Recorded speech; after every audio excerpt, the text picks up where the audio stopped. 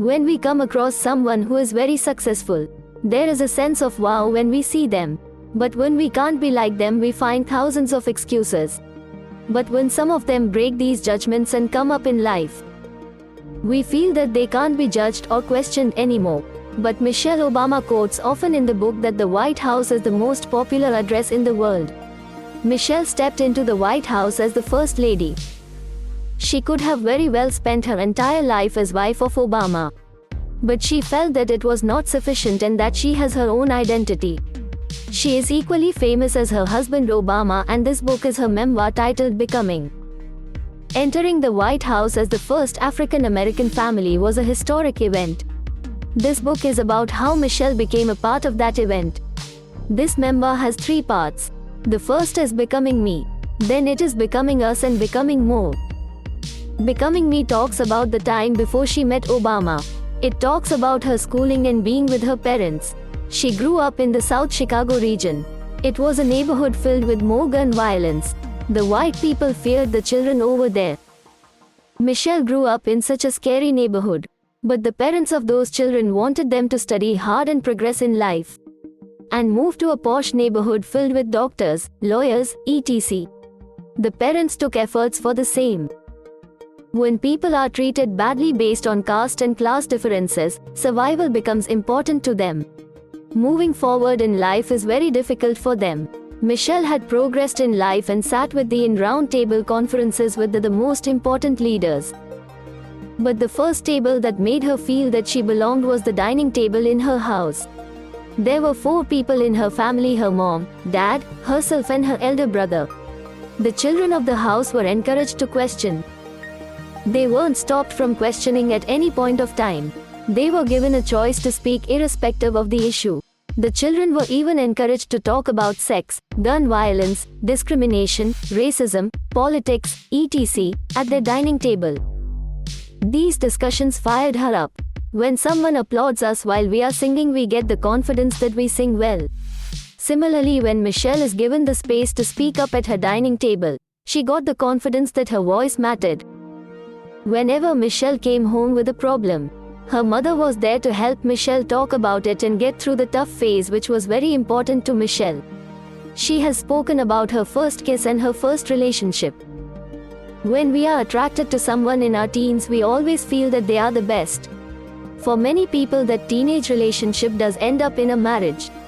But sometimes, despite being in a relationship with the best person, people are indecisive as they evolve differently over time.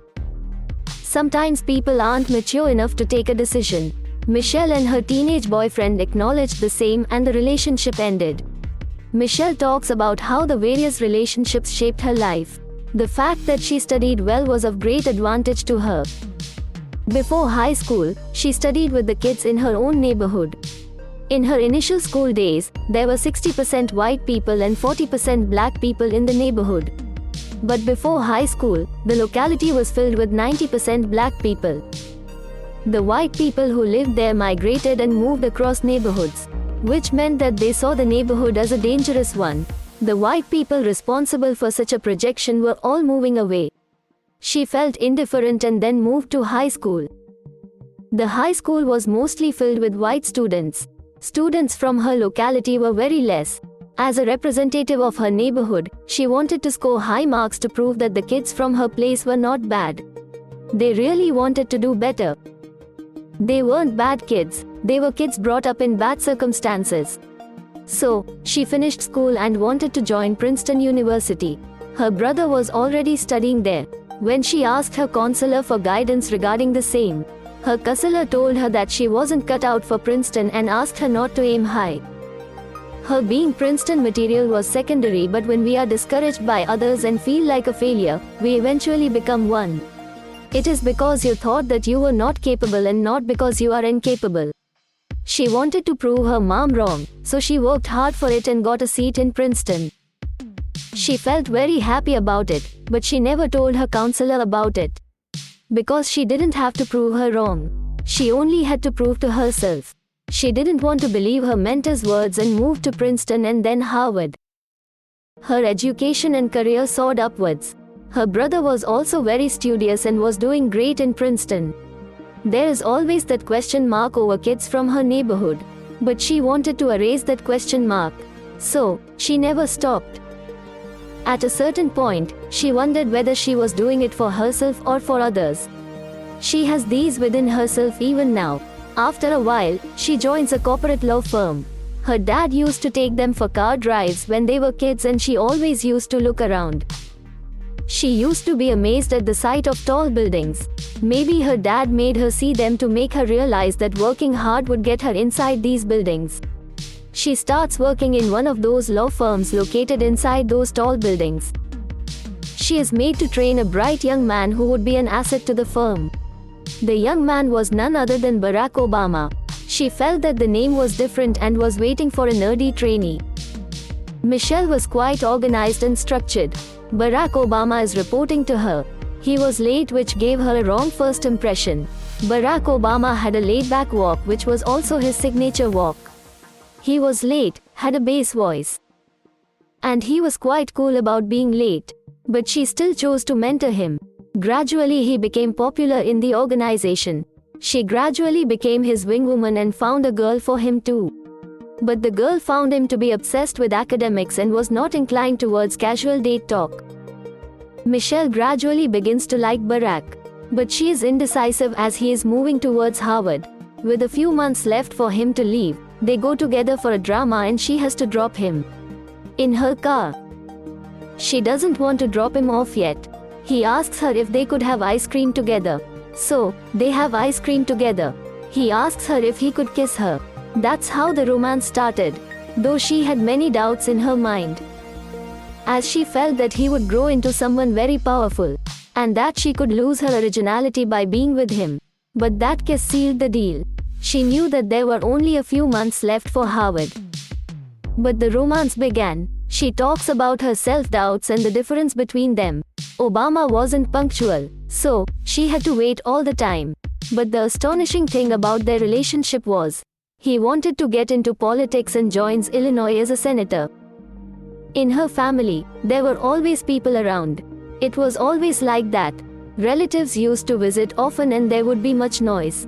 For Michelle, a family was having everyone around and sharing things. But Obama's parents were divorced a few years after his birth. His dad was from Kenya and his mother was a white woman. So, they were an African American couple. Obama's dad had already married while he was in Kenya, and had a child. He came from a broken family. His mother's mother was in Hawaii. So, he grew up in Hawaii. For him, family was about people being together when needed. Otherwise, they lived separate lives. His mom was an explorer. So, she lived that way and remarried. She had a child out of that marriage. So, for her, family was not about being together all the time. They just had to show up when needed. So, Michelle and Barack came from two different family backgrounds. Initially, it was difficult for them to find common ground in a relationship. They both had to pay off their respective educational loans. When Barack went into politics, Michelle had to put extra effort towards their relationship.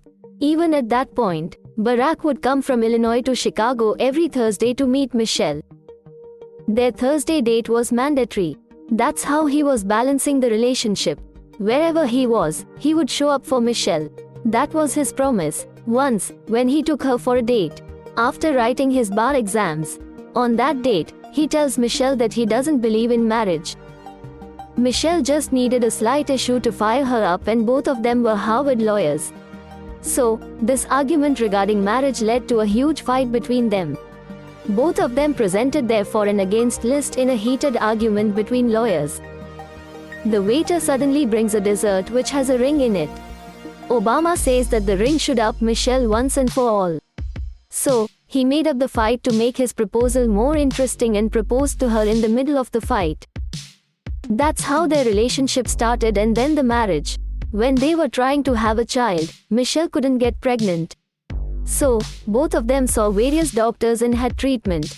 She felt irritated and pressurized as they couldn't find a common window to be intimate because of his political schedules. Once, while she was putting an injection on her thigh, she felt like she was putting in all the effort. But he is very casual about it and comes once a week for being intimate with her. He used to talk to her about IVF as well. She used to get very frustrated about it as she was putting a lot of effort towards having a child. Eventually, she got pregnant and the baby was with her all the time in everything she did. But Obama didn't get that. Though he knew that there was a baby inside her, he couldn't feel it. Then Michelle felt that it was worth the fight. Then her first kid was born. They had a second child as well. The family was complete. But as Obama wasn't showing up often, Michelle felt that the marriage wasn't working. The dad figure was absent, unlike her family, which made her feel bad. The rest of the story is about events after this. Her transition into Michelle Obama will be there in the subsequent chapters.